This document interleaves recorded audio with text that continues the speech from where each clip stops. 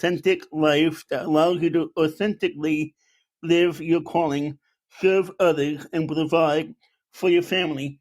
Scott, we thank you for coming on the show today. Absolutely, Dorsey. I'm looking forward to being here and seeing what we can do to add some value to your listeners. Absolutely. Well, thank you for coming.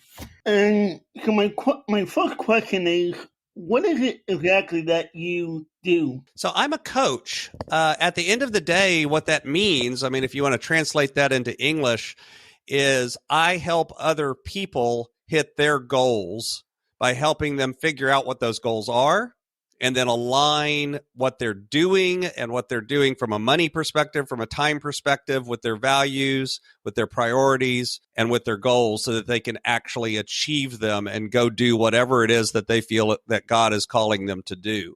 So my joke is I tell people, I coach people around time and money so that they'll hire me so that I can actually coach them on the third topic that I talk about, which is talent, which is your mindset, your beliefs, your leadership. Because at the end of the day, the way you handle your time and money really has to do with how you handle yourself. Right. How is it that you got started doing this and that you created Inspired Stewardship? So I started it in part by accident. So I was a school teacher for 16 years. And as a teacher, of course, I did a lot of what I now know is really coaching skills. I just didn't call them coaching skills then.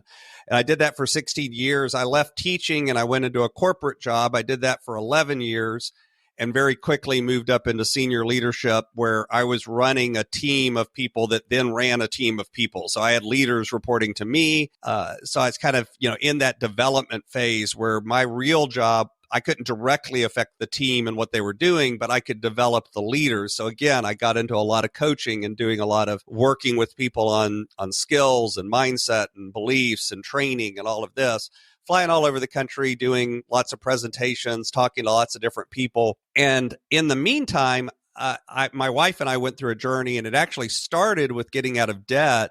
But in my work life, I took a job, in the senior leadership position where the expectation is you would work 60 to 80 hours a week. I didn't want to do that. So I also started developing my skills around my time so that I could get every bit of the work done that I needed to get done, do as much or more than anyone else in that position, but actually go home and spend time with my wife and my child and other things at the end of the day. So simultaneously, we were working on money and we were working on time. And as I did that, I began to discover that other people would start asking me questions. How are you doing that? What's working for you?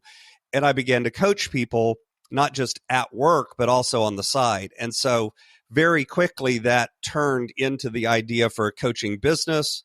We started doing it as a part-time job while I was still working in corporate. And then in 2017, we transferred that to be our full-time job as well. Gotcha.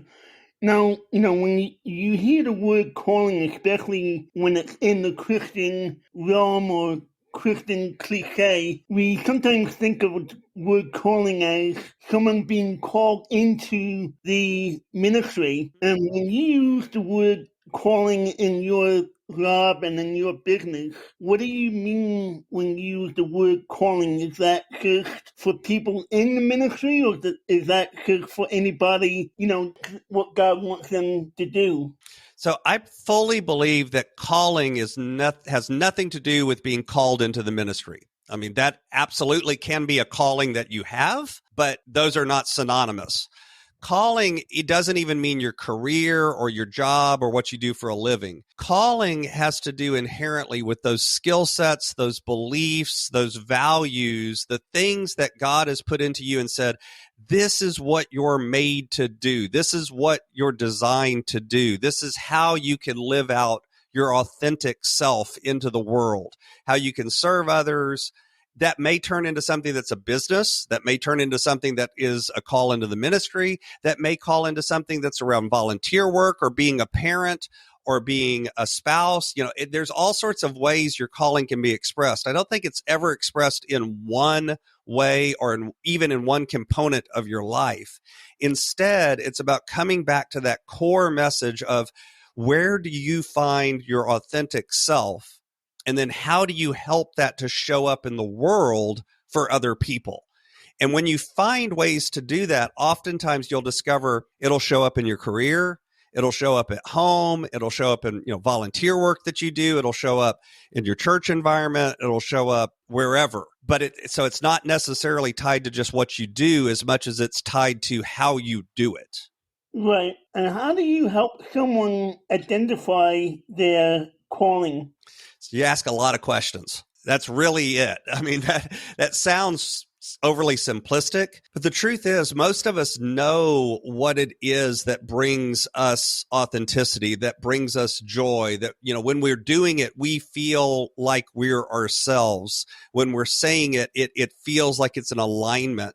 The problem is that we have a tendency to bury that. We have a tendency to ignore it and put it deep inside ourselves because